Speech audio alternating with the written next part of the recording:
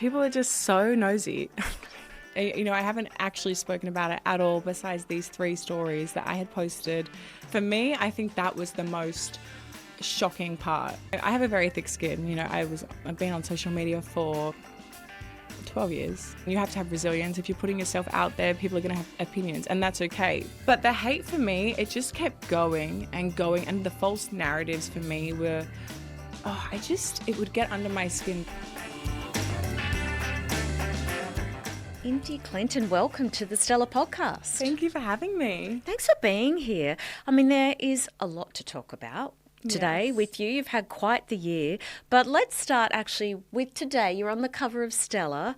Now, of course, you are one of the country's best known content creators. So you're very used to having millions of people consume images of you. But how was the process of going to a fashion shoot, a cover shoot, and being in the hands of other creators? It was incredible. I've never done a shoot like the Stella shoot that I did. It was glam. It was incredible Armani outfits, these beautiful dresses, and I felt like such a boss woman. I was standing there with this beautiful jacket on, and everyone around me was, you know, so creative in their own way. The photographer and, you know, the stylist, and everyone just came together collaboratively, and it just turned into this shoot like this tired mum that is always in oversized clothes and this glam Armani sequin dress and bold makeup. It was just, I felt like I was playing a character I've always wanted to be.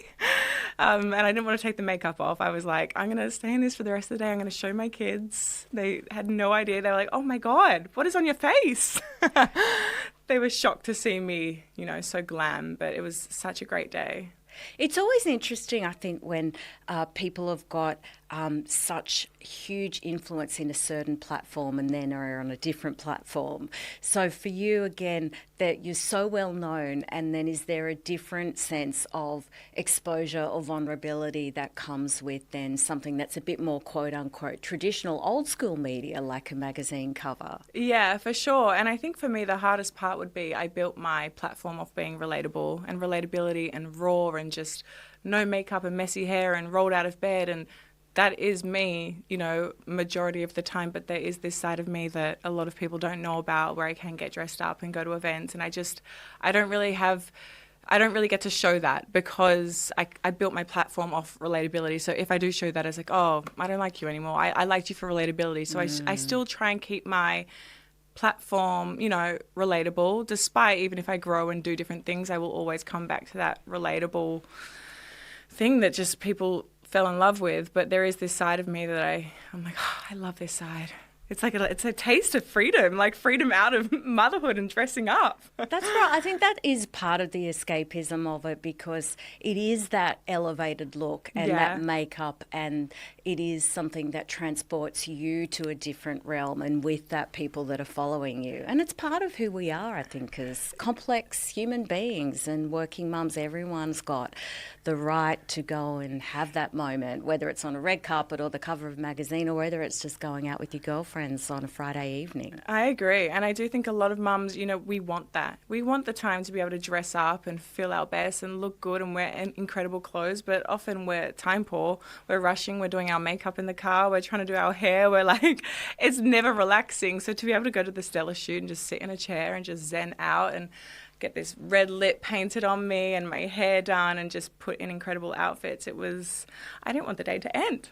That's good. For people that aren't as familiar with your work and your profile on social media and are coming to your story relatively new because of headlines this year or because of being in Stella and talking to me here today, let's just do a little bit of a wind back. You were just 15 when you started posting on Instagram, and by 17 you were making money from it. Yeah. We've talked a lot with people on this podcast about the world of content creators and how it is such a relatively new evolution. I think especially for people that are reading or listening to this that are in their 40s, 50s, 60s, it's impossible for them to understand how someone could make a living out of it. Yeah. You've never had what we would call a quote-unquote normal job. Yeah. How does that feel? Do people ever queried that? You know, people in your family, your parents, I imagine it seemed unexpected and whole uncharted territory early on. Yeah. But now it's Now people it's like the you. normal. It was so, uncharted territory when I first started. Influencer wasn't even a job. And I remember my mum saying to me, she said, India, the jobs that are going to come out of this are not even created now. You know, I just didn't understand what she meant. I was like, what do you mean? What do you mean? I don't understand what that means. And now I get it. The whole influencer world and social media world and all the jobs that have come out of this and the growth for businesses is something I never thought was even a thing when I was 15. And I went into Instagram not knowing I could become an influencer. You know, it was the day of kind of like vloggers and not vloggers, bloggers, you know, and you'd have a blog, and I think it was Elle Ferguson or We Were What, they had a blog, and that was kind of like the only thing I knew. And I just started posting. I was very, I guess, natural, and I was posting random things like smoothies and climbing trees and anklets, you know, shell anklets. I was very beachy. I know, right? Like, imagine if I posted that now, that would get 4 likes. But that would get like 10,000 likes. That was something, people would eat that up. I would post chickens and ducks and just really wholesome things, not knowing that this was a career. And then it just evolved organically, very quickly. But, you know, social media, Instagram especially, had just launched. And I guess because I was on it straight away, it just grew really quickly. And I remember when I hit 10,000 followers and I couldn't wrap my head around it. I just can't believe I've had this career for such a long time because it is such a competitive platform. You know, all the platforms, it's super saturated and it's super competitive. You know, there's every second girl is beautiful and drop dead gorgeous and doing the same thing and posing in their activewear. What sets you apart? And I think for me, I'm lucky I grew and evolved and I found my niche early on. It went from, you know, I guess a surfy Aussie girl, and I surfed and I posted photos of chickens and flowers and anklets, and then it kind of evolved to this weird spot when I was maybe 18, 19, 20, where I was just kind of posting bikini photos and, you know, I wasn't getting many jobs or money was coming in, but it wasn't really like livable. I guess it was livable because you're living at home, but it wasn't something that you could move out and live off. And then I became a young mum, and that's where things all blew up in the best way possible. But yeah, it's evolved. When you say everything blew up when you had children, what does that mean? I think in terms of social media, it was a time where we just came out of COVID and TikTok hadn't quite blown up yet in Australia. You know, people were on there, but through COVID, everyone was kind of on there for the dances and trending dances and trending sounds. There was no one quite vlogging on there showing day to day. There was a handful, but it was different. And I hadn't come across someone kind of vlogging life as a mum or a young mum. And for me, when I was pregnant with my son, I struggled to find someone I could relate with who was a young mum.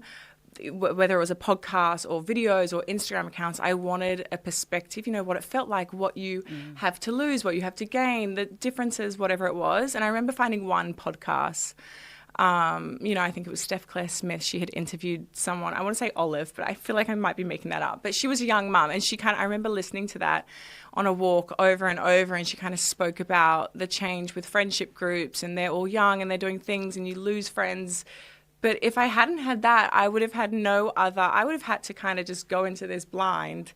And then all the things happen when you're young. Obviously, a lot changes when you're pregnant, when you have a baby, but then do it when you're pregnant at 22 and there's things you say no to. And of course, it was my choice and I don't regret anything, but it doesn't change the fact that huge changes come, both with physical and mentally and friendships and everything. So yeah, I think it was definitely having kids young.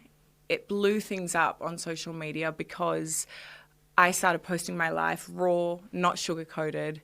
This is my life. I was pretty lonely. I mean, motherhood's lonely. You have your first baby. My husband goes to the city for work. So it was just me and this baby all day, every day. I'm like, fuck, this is boring. Like, what can I do? What can I do besides walking, reading books, taking him to the park, feeding him? So then posting these videos and just like just doing that thing, other mums could relate. And quickly I learned, like, we're all in this together. We're all just as lonely as each other. We're all doing the same thing. Why not make somebody, feel like they're less alone by sharing that part of my life? Because I know I would have really appreciated that, being pregnant, knowing what I was going to miss out on or things like that. And how did it grow for you over those years, from that first starting off just telling your story authentically, and then it growing and connecting with more and more mothers in particular? I think for me, when I first started posting, I had no substance behind it, right? I was just kind of posting my days with my son. I was bored. It gave me something to do besides housework and a workout or whatever, but it kept me busy. And then it grew very quickly, from people all around the world, mothers, grandmothers, sisters, a lot of women. And it didn't matter if you weren't a mum, but the grandmothers would say, oh my gosh, you're just like my daughter, or the aunties, you're just like my sister. A lot of people could relate to me in one way or another. And it was crazy to see, there would be mums from Kentucky following me and mums from Russia, all over the world. And whether they related to it, whether they aspired to it, I doubt it, highly doubt that one. Or it just made them feel less alone in this journey of motherhood, because it is lonely and it is isolating a lot of the time. And nobody knows what they're doing. You're all learning for the first time, especially with your first baby. It's just like, I'm just going to give this a go and just hope everything turns out well. And I was just showing that, because I remember following this one girl on Instagram, and I was like, wow, your son is always dressed beautifully in shirts. And I'm like, wow, I just don't know how she does that. And this was when I was pregnant. And then they were always at nice restaurants, always dressed nicely. He was always clean. And then when I had my son and he started getting to the toddler stage, I'm like, oh, that was so curated. That was not your life. Like, I was kind of led to believe that was life. It's going to be clean like that. Not that I would really dress my son in a collared shirt for like a coffee date, but you do you. But I kind of was like, oh, wow, she tried really hard for that content now, unless my kids are just absolutely feral and I'm delusional. But not that I just think seeing those photos now, I'm like, this is so funny that how curated that was, that you would put that out on social media. Of course, she can put whatever she wants out there, but I was led to believe that's real life, because I had no one else around me to kind of be like, no, that's not real life. And I think once the platform just grew and it kind of hit the right target, the mums, a lot of them would then make me feel less alone, because I was like, oh, hold on, maybe I'm the one that's actually doing it all wrong. And they're meant to be in shirts and clean 24/7.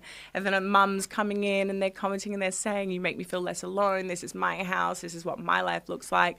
My floorboards look this messy. And I was like, okay, now they don't even know, but I'm posting this content to share my experience and for other mums to relate, but their comments are making me feel, less isolated. So it's kind of been it's been interesting, because they probably don't know everything they've given me through, their words of affirmation as much as what I'm giving them. Especially because it's been there from day one of your experience of motherhood. So I imagine it has shaped the way that you parent, and the woman that you are and the mother that you are would have been influenced by your connection with your community, I imagine. Yeah, for sure. And it's really nice to be able to connect with so many people so quickly. I can post a video and it can be sent out to thousands, hundreds of thousands of people can view it, within a few hours.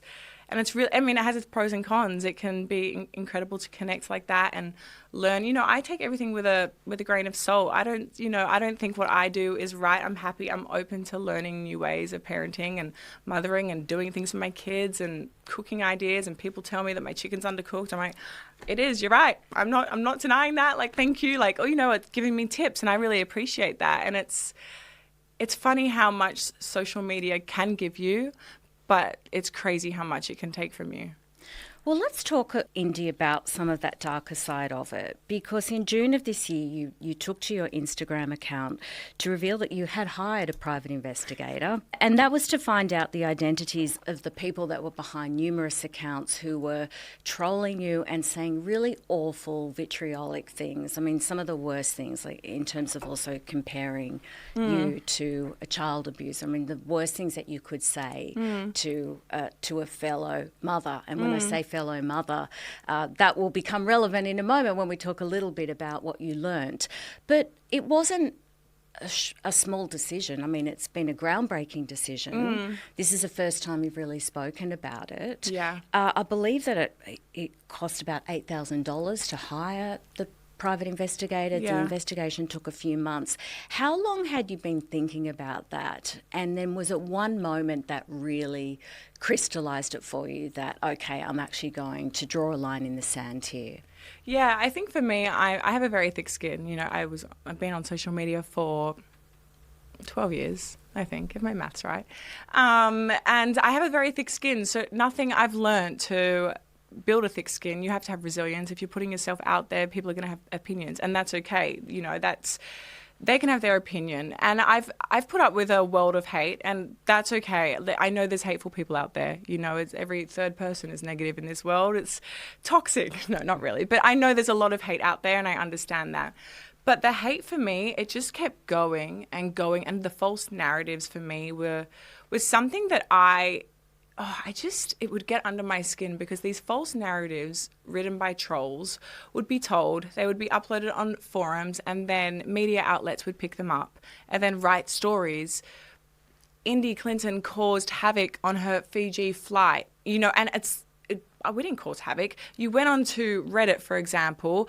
A troll said you didn't like my kids walking up the aisle once on the flight. Then you all barrage, you know, it's like a barrage of comments of all these people that hate me. So obviously there's not going to be anything positive said about me on this forum. And then this media outlet goes there and writes a journalism piece based off that, and then shares that. And then what does that do? That completely ruins my image. You know, it spreads false narratives about my family and I. It just looks so bad on every aspect, and I have no control over it, even though what I showed wasn't even that. It was just twisted that from people that hate me. So that started kind of tickling my little senses. I was like, oh, this is really annoying me. What can I do about this? Like, there's nothing, you know, everyone's kind of taught me this just comes with your job, pros and cons. And I was like, yeah, I get that. But to some point, this can't keep happening, because if you worked in any other job, there's workplace bullying and there's HR that would get involved for the false. Imagine if I worked in an office and was spreading lies about my colleague. Like, it just wouldn't happen. So then I just kept putting up with it. But there was this one vile page that just constantly wanted to go me. Everything I did, me posting my kids online, me doing this, me doing that. And I would put up with it. And then one day I was at the Witchery White Shirt campaign. I was one of the ambassadors for their ovarian cancer campaign. And I was sitting at this lunch filled with all these beautiful people. And one of my friends messaged me and she's like, have you seen this? And she sent a screenshot, and it was this page, and she had likened me to this convicted child abuser in America, Ruby Frank. And I was like, oh, I just felt my heart racing. You know, when you kind of go into fight or flight, and then you can't really enjoy yourself, and people's conversations just feel like they're floating through your ears. And I think it was that point I was like, this person's going down. And it's not even that I wanted to take this person down. It was like, how dare you have an opinion, don't like what I do, but then you defame me as a mother, you know, after all morning I've spent organising my kids' lunchboxes, just to get to this event that I wanted to be at, and, you know, celebrating this beautiful charity launch. And I had, you know, little do they know, my whole morning was around my kids and organising them and organising babysitters and making sure I get home in time to pick them up from daycare. I'm like, I know I'm a good mum.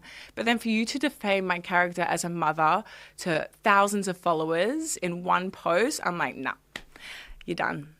You're done. So what happened between that moment, being at that beautiful event, having that morning day completely soured with that awful thing being brought to your attention, you thinking, okay, rightfully being pushed too far, to then hiring a private investigator? So I don't know what it was, but I just saw red from that event, and that red I was like, I need to do something about this. And it wasn't for me, right? I didn't think about hiring a private investigator because I wanted revenge. You know, I'm not asking the person for $250,000 worth of damages. I'm not asking them for any money. I was doing it for change because I'm like, I've done this social media as my job for so many years and nothing has ever changed. We have grown and evolved on social media so much. Every year changes, right? And there's still the same. There's no regulations. And I was like, when is there ever going to be change if change isn't made? And I was like, okay, you're privileged. You've got the money to do this. Why don't you create change? You know, that's $8,000 is a lot of money. I could spend that on a bloody family holiday. I spent it on a private investigator. I made some calls. I was a little bit sus, obviously, because I knew no one who had used a private investigator. I was just kind of Googling and hoping that was a thing.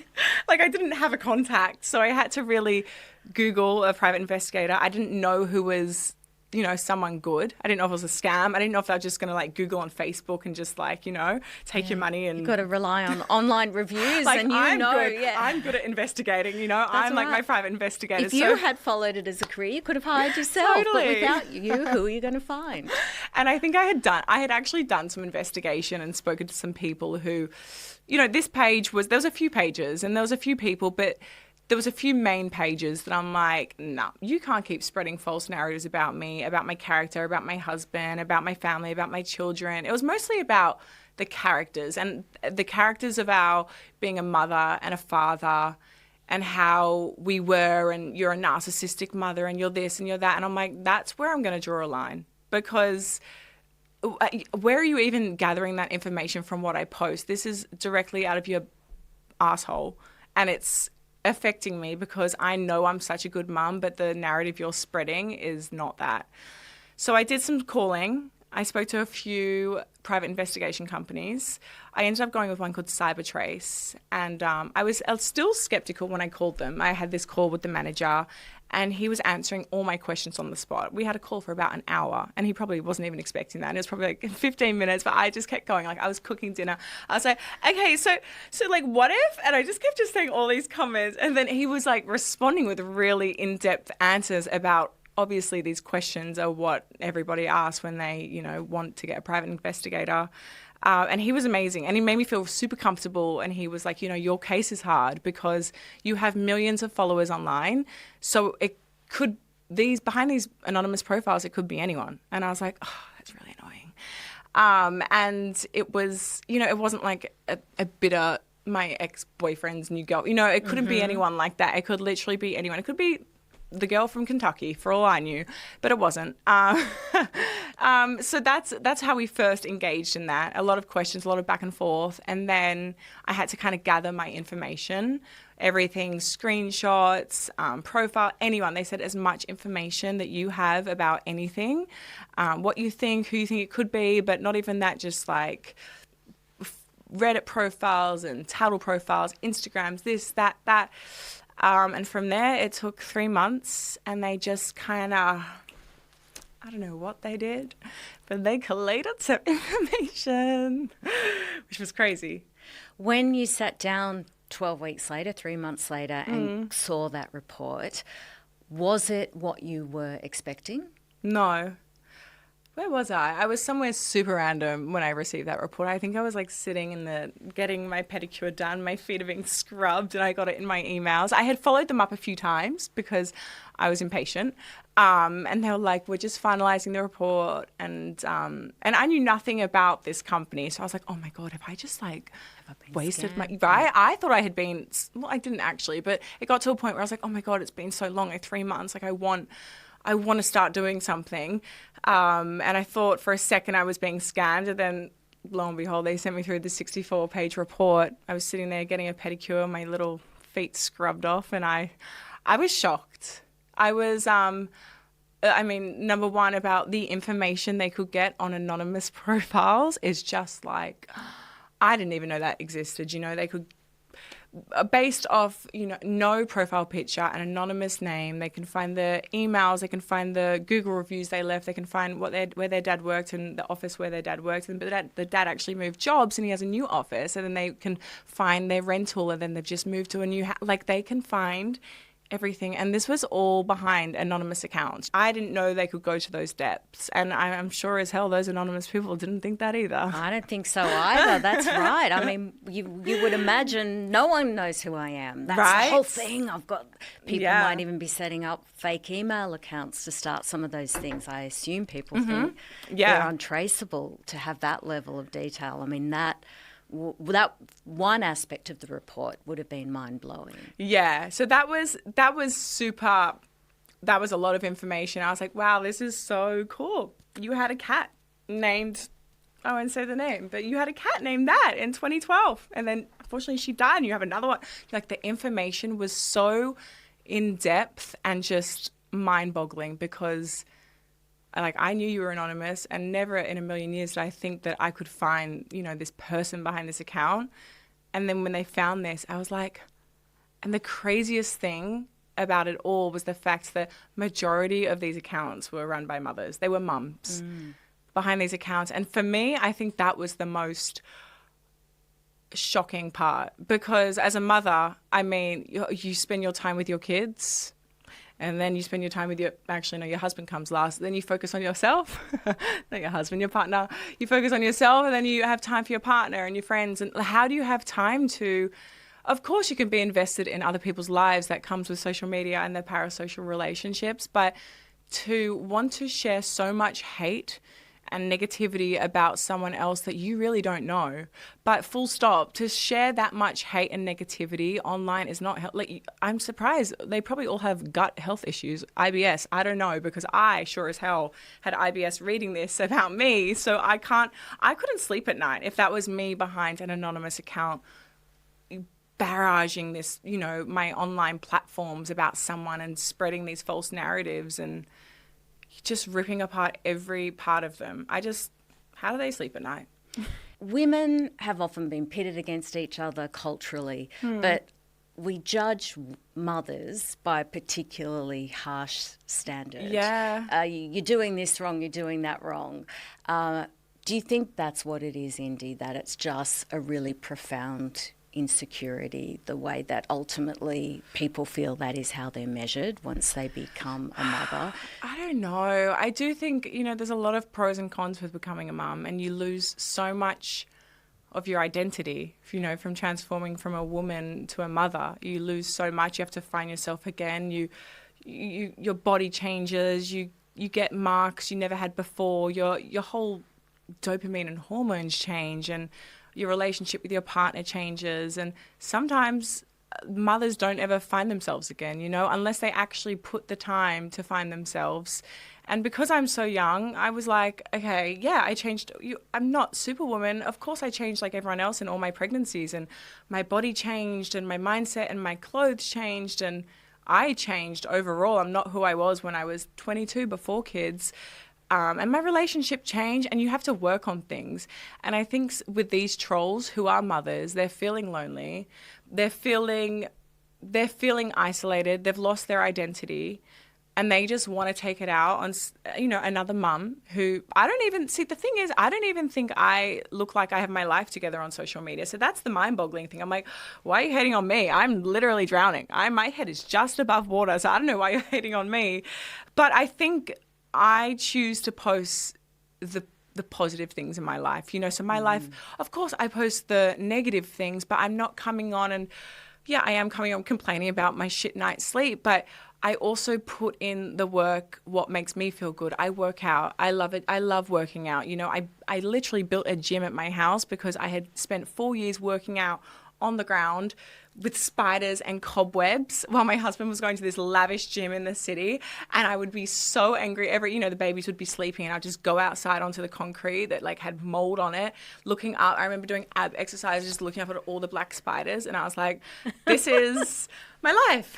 Awesome. But I loved it because I can work out. I love working out, and at home you can do it in your pajamas. It doesn't really matter what you wear, just as long as you get your body moving. And for me, I think I choose to focus on the things that make me happy. And these trolls see that, and these trolls see us showing up and making French toast or going on a holiday or showing the relatability and the chaos, and it's not sugar-coated, but then being able to kind of transform myself and do a quick workout and then just get in a blazer and just head off to the city for an event. And a lot of mums and a lot of mums who hate me hate to see that, because they may not have a great relationship with their husband, partner, whoever, after children, and they may not have a great relationship with food or with their kids, or they might hate being a mum because nobody can kind of tell them what it's going to be like. And so I do think they need to take it out on someone. And I'm their sounding board, unfortunately. But I think I wish I could just tell them that taking it out negatively isn't going to help you in any way. It's actually going to create more stress. Like, get your endorphins pumping. I just don't know why people think spreading negative energy and hate is going to fulfill them. You then went public with what you had done. Mm-hmm. And as I say, it's really the first time that you've spoken about it. What was the reaction to that aspect of it, the unmasking of people? And what do you think could be done with that on a macro level? As you say, you made this decision to ignite change. Yeah. Where there's obviously a lot of conversations happening from a legal perspective and from a cultural perspective at the moment about how we tackle social media and hate and the impact on young people in particular. There's got to be a lot of power in letting people know that you're not anonymous. For sure. And I think when I first posted, I haven't actually spoken about it at all besides these 3 stories that I had posted. It was a Friday afternoon, and I had this, I just felt like I was sitting on gold. I had this 64-page report, and I was like, what are you doing just sitting on this? Just like, you have no one to talk about this with besides your husband and your sister, like your best friend. And I wanted to let the world know, like, I thought in my head it was groundbreaking, but I had no idea the world was going to react like that. So I remember posting a selfie on my stories being like, going to go buy a bottle of wine. If I get tipsy enough, I'll have 2 glasses and spill the tea or something like that, right? And then lo and behold, I had 2 glasses and I was like, oh, hell yeah. No, I put on a pair of sunglasses and a hoodie. And I was just chatting about, I obviously was, I knew I didn't want to give away too much, but I also was like, nah, I'm going to tell the world this information I know. My biggest haters, I know where you gave birth. I know who your gynecologist was.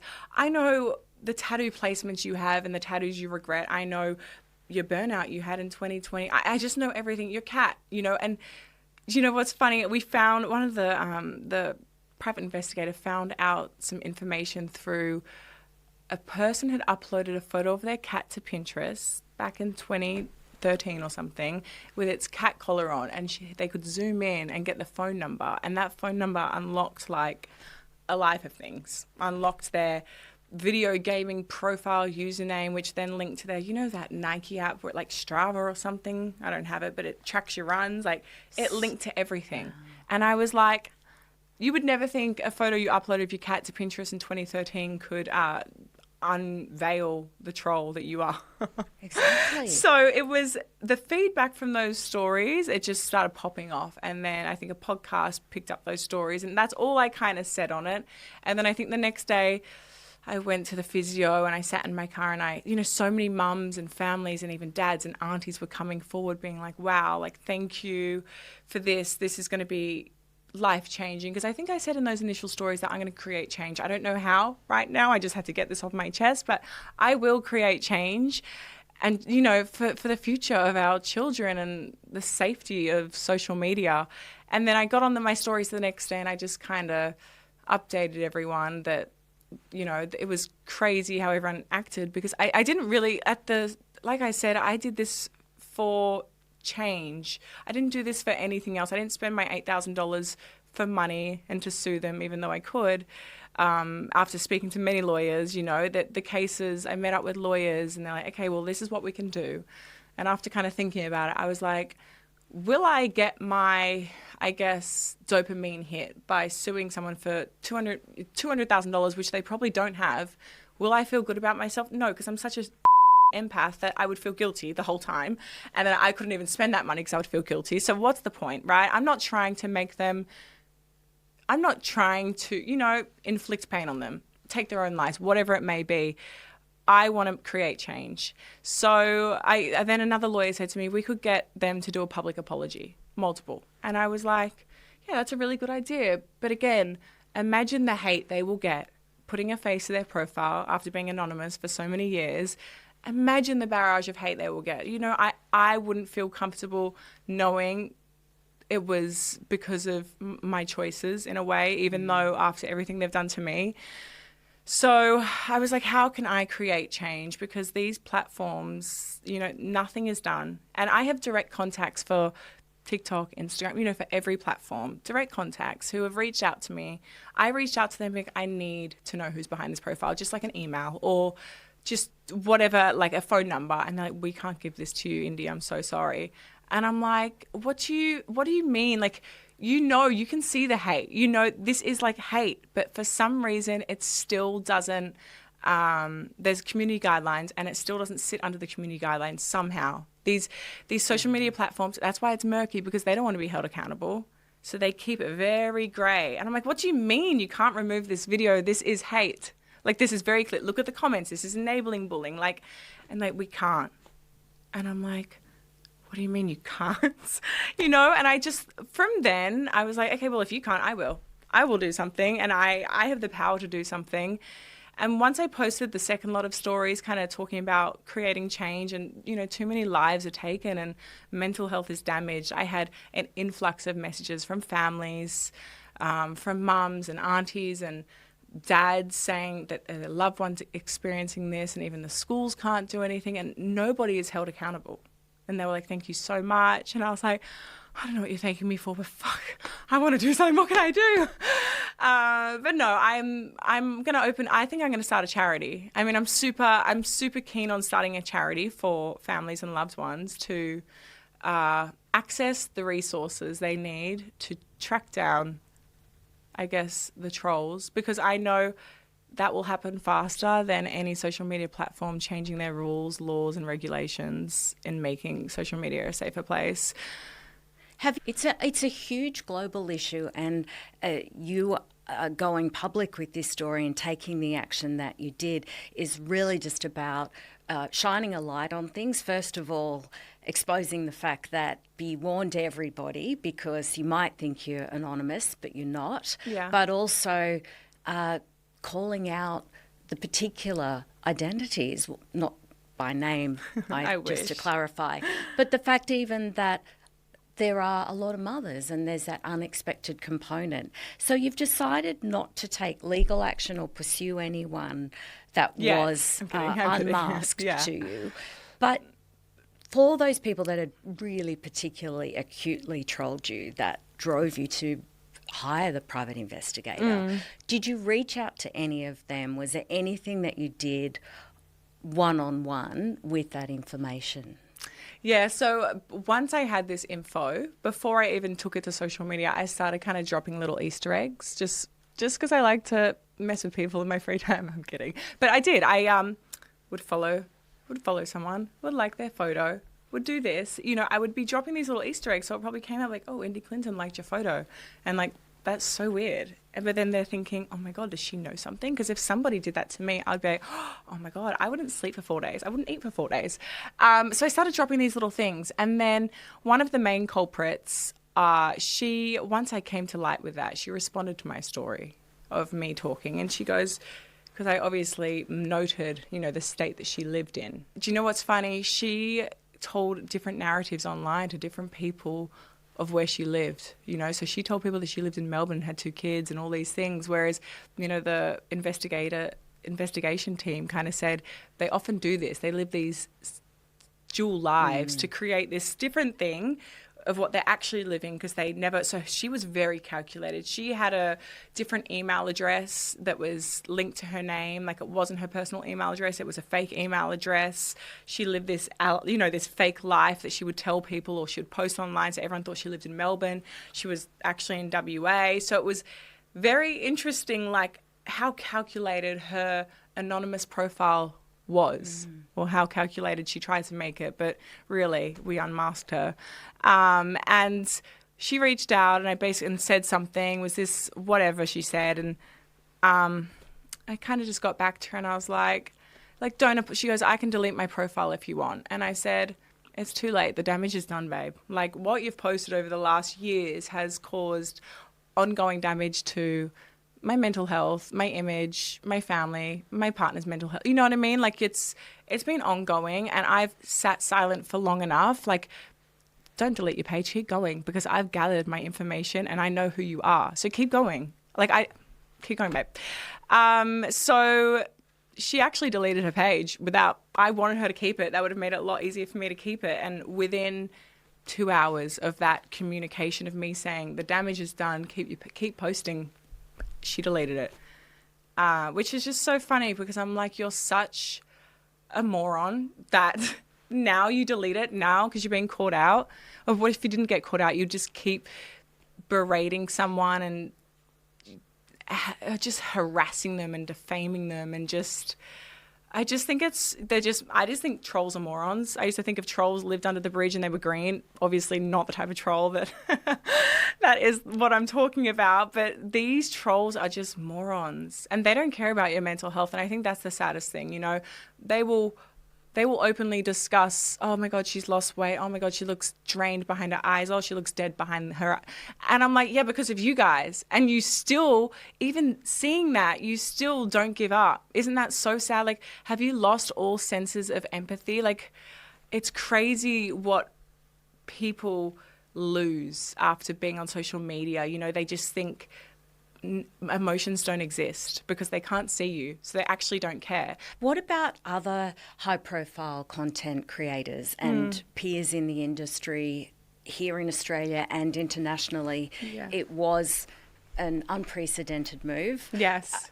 Have other people indicated that is something that they might now do, knowing what can be unearthed if you hire a private investigator? And is that something that you would recommend somebody else do? Yeah, for sure. A lot of high-profile people reached out to me in my DMs, and the wives of high-profile people, wanting the details of the private investigator, because it doesn't just affect content creators and high-profile people, but it affects everyone. It affects children. And they wanted, I hadn't spoken about who I used, because I hadn't spoken about this topic, because I knew Stella was coming up and I wanted to keep this on the low, which made people be like, oh, she's bluffing, she's lying. I knew it was all a lie. I'm like, no, I'm just not going to waste my energy talking to you guys when I can talk to Stella and then you can find out through them.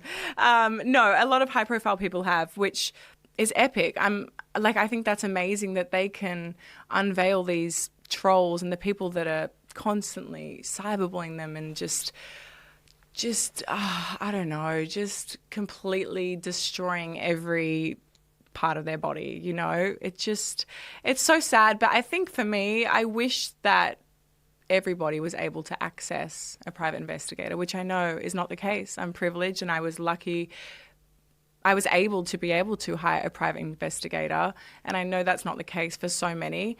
So I would love to create something where, I don't know, whether it's subsidised, the government can help. And that's why I want to create a charity for online trolling and cyberbullying, to give families and loved ones and anyone experiencing cyberbullying and trolling and, their child, to be able to access a subsidised private investigator or counsellors or things at a cheaper cost, because nobody wants their loved one to be online trolled. It's so damaging. It affects everyone.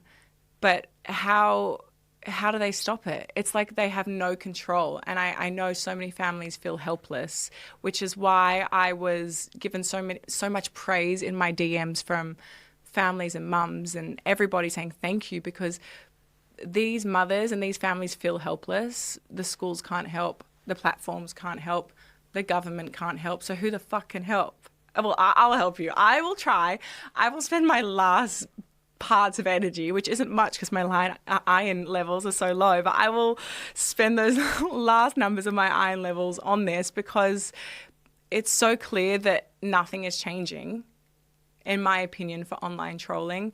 Nothing will change because nobody is helping create change. So I would love to just, create a charity that will help these families, because social media is not going anywhere.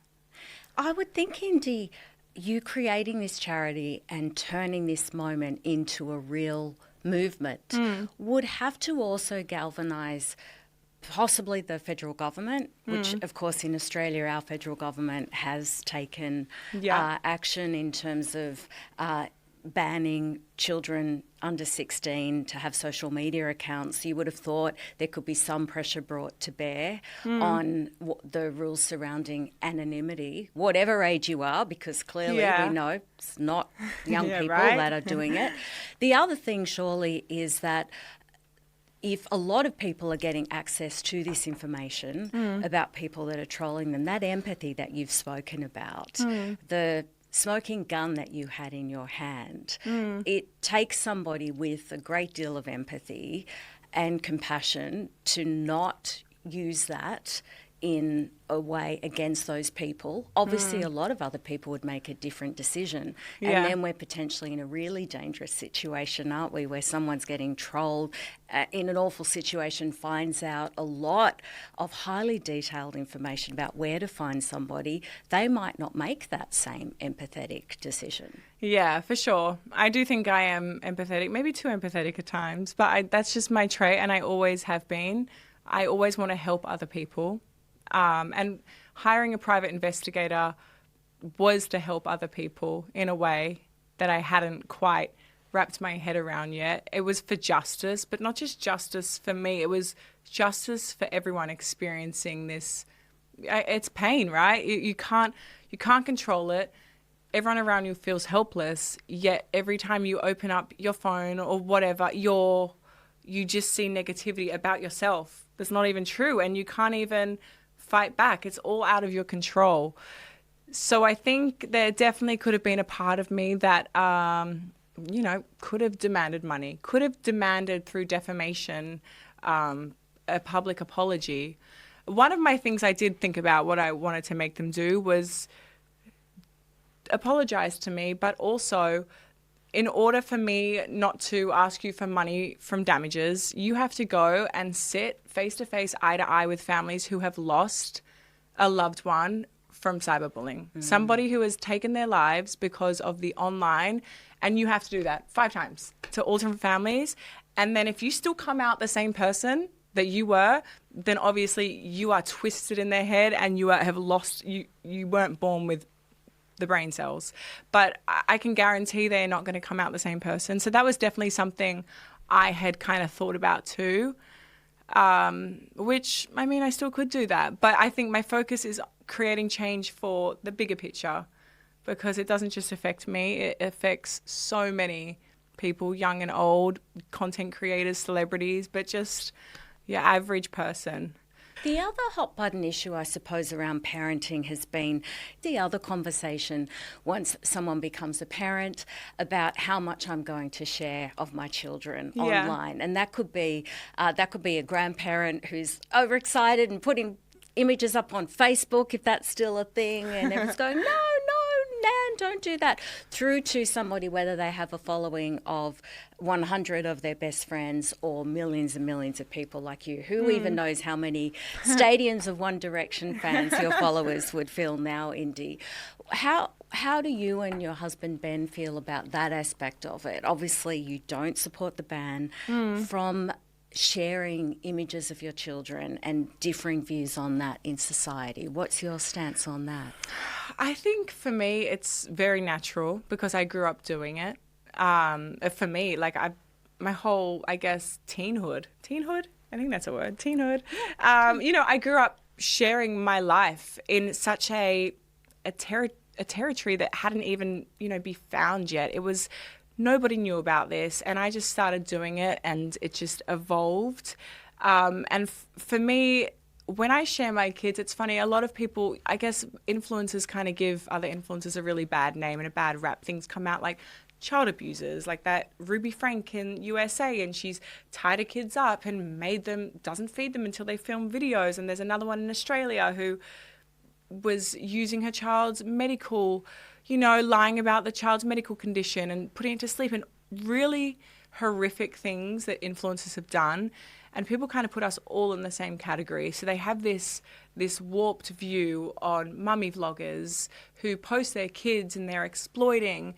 And to me, I'm very open. I'm like, I don't exploit my kids. And I think in this this world where we want to cancel everyone and have a go at everyone for every single thing they do. Like, you know, people have a go at me for what I eat and what I wear on my feet and my kids not wearing on their feet and whatever. People just want to have a go at anything, right?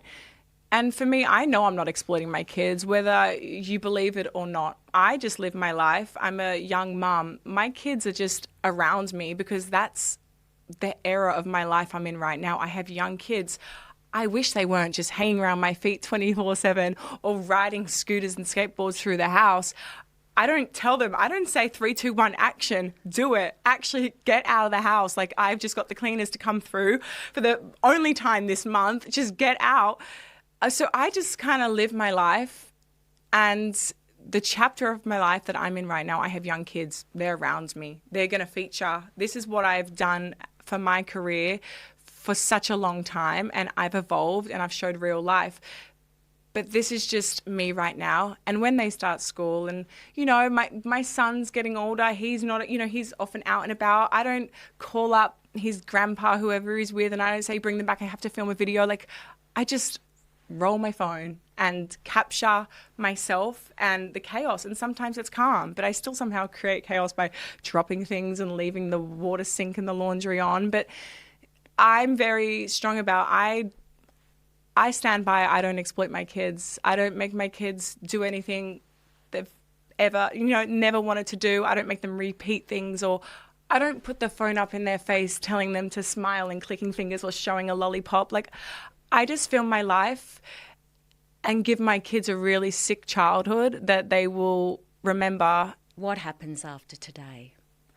I'm really set on creating a charity, super set on it. And I know so many thousands, you know, so many people would benefit from it. I know it takes time. So I really want to put the next steps into place so I love being creative, and for me it's a creative outlet that I can focus on that's not negative, that's not reading comments on social media about myself, that's not, you know, organising my kids' life and their extracurricular and all the kids' birthday parties. That's something that will put my energy into something that will be so rewarding. And I get that in other parts of my life, like working out and things like that, but I want to do it so it's so rewarding for not only me, but for other families and other people who will benefit from this. So I think my main focus is going to be that in my little bits of time that I have. And hopefully I can create change like I promised in those stories. I got to keep a promise. I would have thought that this conversation was the most newsworthy and compelling aspect of what we're talking about today. But bizarrely, there's been a lot of headlines out there about the fact that you underwent rhinoplasty earlier in the year because of an injury you got on your nose from a surfboard accident. And then you were candid with your followers, posted about it on TikTok, but then had to come back down the track to call out the fact that you were getting relentless questions, commentary. Yeah. It got huge pickup. People magazine in the US posted about the fact that you fired up about it. Were you expecting this, and what on earth was going on that there was such a massive reaction? Yeah, I know. People are just so nosy. Pun.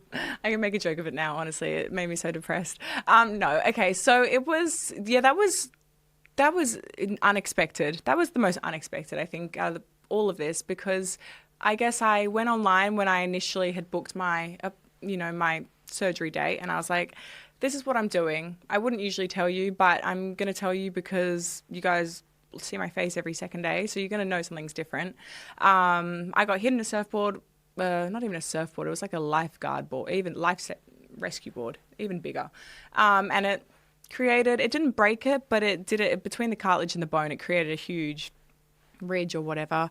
And this is why I'm doing it, and I've wanted to do it, but obviously I've had back-to-back kids, so I haven't been able to do it. This is my chance, I'm going to do it now. And a lot of people were super supportive. Majority of people, actually, I want to say like all people were supportive in that one video. So I was like, easy. What could go wrong? Honestly, what could go wrong? I was like, in my worst nightmare, you get a botched nose, right? So then I went under. I just wanted that shaved down and like something here lifted, like to make my nostrils less exposed. But did that work? Absolutely not. And I woke up and I had the cast on my face for 12 days like you do. And then I went to the office and the nurse removed it, and I looked at myself. I was like, oh my God, what the f***? And I was under the impression that it would change. I was told it would change. It always looks like this, right? But from the get-go, it looked like a pig. But a pig is a nice term, honestly. It looked like I don't even know what it looks like, but it didn't look like my nose. It didn't look like minor tweaks. So I was like, okay, don't worry. Everyone I saw, I'm like, I know I look crazy. It's going to get better. It's going to get better. And then it just like wasn't getting better over the weeks and with taping. And it was unaligned and the nostrils were not symmetrical anymore. Whereas, you know, I went in, I had the most symmetrical nose, like it was a minor tweak. I still wanted my Mediterranean, you know, I have an Italian grandmother.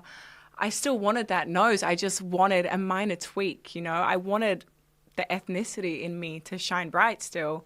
And I was like, I just want to know, guys, like my life is on social media. I just need to know if this is going to get better. And they had seen the hate. I think I had posted a few times that I was, you know, I started posting again and like people were going crazy. So they had seen that hate of the nose, but I was like, it's going to get better. You guys are crazy, you know, like you just wait. They're still waiting. They kept getting infections inside the nose here from about day 3. It was super strange. I was on antibiotics 3 or 4 times, like all these things I hadn't posted on social media.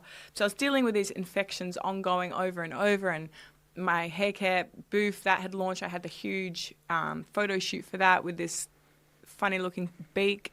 So then when I went there and they gave me the second shot, then and I think I was 8 weeks post. And right, it usually takes 12 months. I'm like, oh, well, clearly something's gone wrong. And as time went on, nothing was changing. It was still lopsided to one side and asymmetrical.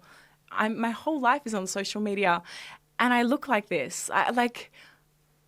Never in my wildest dreams did I think I was going to be the one with a botched nose job. Like, actually. And it's not even just like beauty is the beholder of the eye or whatever. It's like, no. I'm not delusional. I'm just like, I don't even know. I don't know what. So that sparked like this entire, I guess, not even a debate.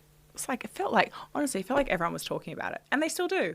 But I have kind of come to terms with, I know this was out of my control, guys. I was like put to sleep. I was having the best sleep of my life. But like, this is what I'm living with and I can't change it right now. And I kind of had to come to terms with that.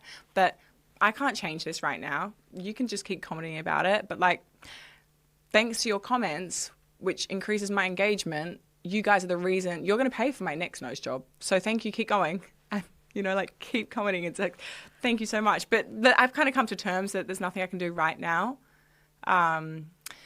Yeah, that's been my wild year. Isn't that crazy? It really is wild. You looked really intrigued just then. I am, well, because I was thinking, is that then would you think, gosh, I wish I hadn't had the surgery, but also, as you say, the fact that it's sort of taken on a life of its own. It's just your real life unfolding while everyone's commentary. You don't know how it's going to end up, and they're there with you for the wild ride ahead. Honestly, how boring would it be if I got a good-looking nose after this surgery? People would just be like, fuck, I hate her. She's even hotter. I mean, that would suck. So, of course, I get why I had to get a botched nose job, but it just kind of adds to my life. Like, of course. Somebody actually messaged me yesterday and she goes, why does nothing ever just go seamless in your life? I'm like, I have no fucking idea, but you know what? You guys, I'm just surviving, but you guys love it. So let's keep it going.